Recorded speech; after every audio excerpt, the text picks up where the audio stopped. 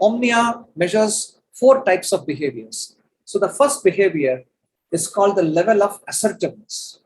Okay? And why is that important? If I'm hiring a salesperson, I expect him to be assertive.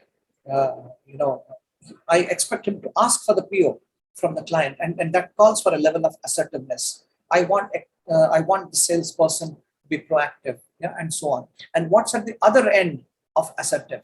At the other end, we see somebody who's cautious, who's risk averse, who doesn't like to jump into things, is very cautious. Yeah. So again, so this is the scale. So this is broken down into this. These two ends of the scale are broken down in terms of column 1 and column 2. These columns look like bar graphs, vertical bar graphs. So if I'm hiring a salesperson, I'm looking at someone with a tall column 1. Yeah.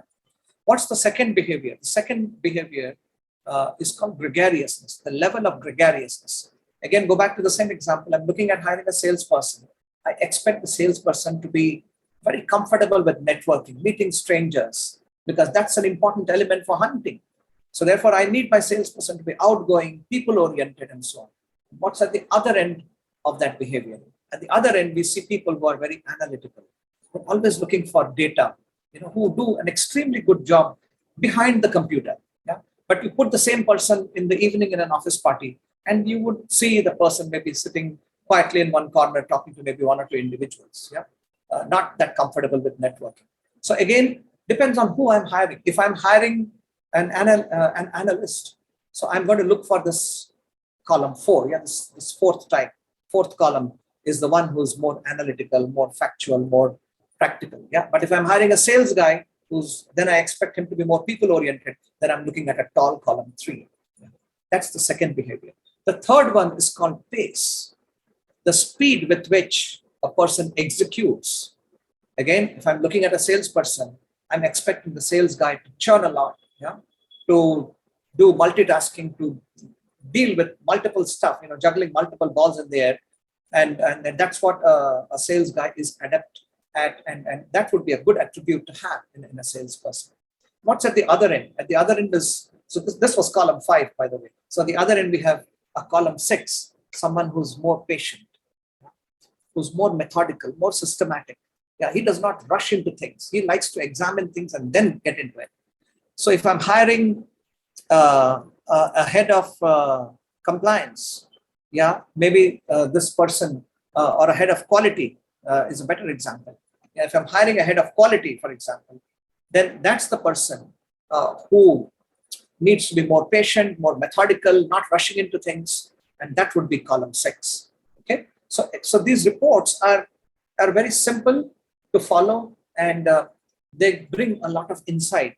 They're the simple and yet very insightful. So that was the third behavior, which is pace. The fourth behavior is called structure. That's what's the comfort that the leader needs of a certain structure to conduct himself. There again, we have 2 ends of the stick.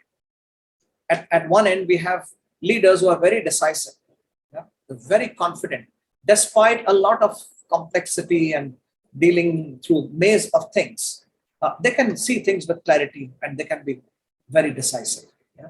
And at the other end, we have people who can be very compliant oriented, yeah? Always looking for, is this the right thing to do?